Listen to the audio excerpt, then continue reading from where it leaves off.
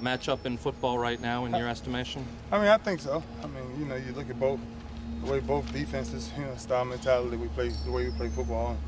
And they get after people, we get after people. And so here we go again.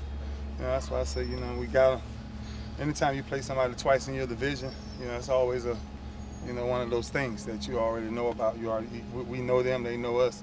And I just think it comes from a total respect factor. But here we go. Not having been there, does that make a difference? Because absolutely not at all? No. You're playing, I answered this a couple of times already to some people, because you're playing the Pittsburgh Steelers. Bottom line, they have a tradition of no matter what's going on, they're going to play their style of football. And if you go in there worried about one person not being there, you're going to find yourself in a whole lot of trouble, because they still stick to their identity. How much is run defense? How much is that a matter of pride? I just think it's just bottom line. Run defense is just, everybody just pretty much just doing their job, and you can always tell when big plays happen, because there's going to be somebody that didn't do their job on that play.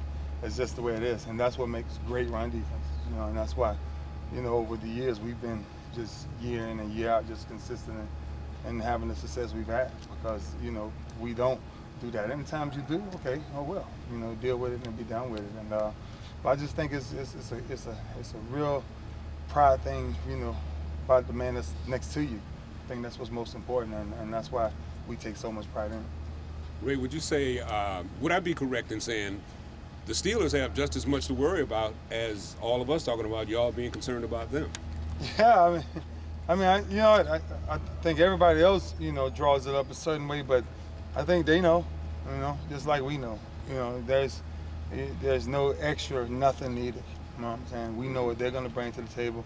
They know what we're going to bring to the table. And the bottom line for me, man, is, my message for this whole week is here we go. You ain't got to trick nothing. You ain't got to boost nobody up. Here we go.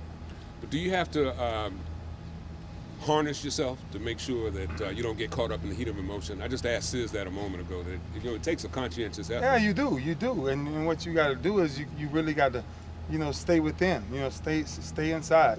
Study the way you're supposed to study, prepare the way you're supposed to prepare, practice the way you're supposed to practice, and then just let the game come naturally and take care of itself. Sunday is a long ways away. You don't want to get all into that. It just drains you when you get all into worrying about all that other stuff. Sunday's going to take care of itself, and whenever it gets here, it's going to get here, and we'll be ready to play. Ray, what does Hines Ward bring to the table as a blocking presence down the field? Hines Ward is one of the true professionals. He plays the game, with a smile most of the time, piss most people off. but anytime that you can, play the game with that type of, emotion and control, intensity, then do it. And that's why he's been around so long. He came from Georgia playing like that, and he's still playing like that now. And you have to tip your hat off to a guy like that. When he's not playing you, that's when you tip your hat off to him. when you're playing him, you're looking for him. Is there any way? How much of the challenges does Mendenhall present? I think the challenge is, their whole run team period. They have a real big offensive line, and they like to, get on people and, clear holes for him. You watch a couple of games, he made, a couple of big runs in overtime against Atlanta, but you kind of see things that could have been corrected very easily, but they do a good job running the ball. Ray, what do you think is the better measurement of a defensive team? How many yards they allow or how many points they allow? I don't know. That's, at the end of the day, some people heard about yards and this and that. I think it's always about points at the end of the day. If nobody don't score, they can't win.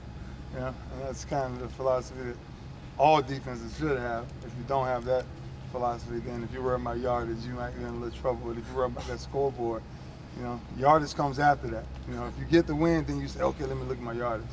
But if you don't get the win, you don't care about nothing. Why is this rivalry personal? It seems like you talk about other teams each week, and then not in a very business sense.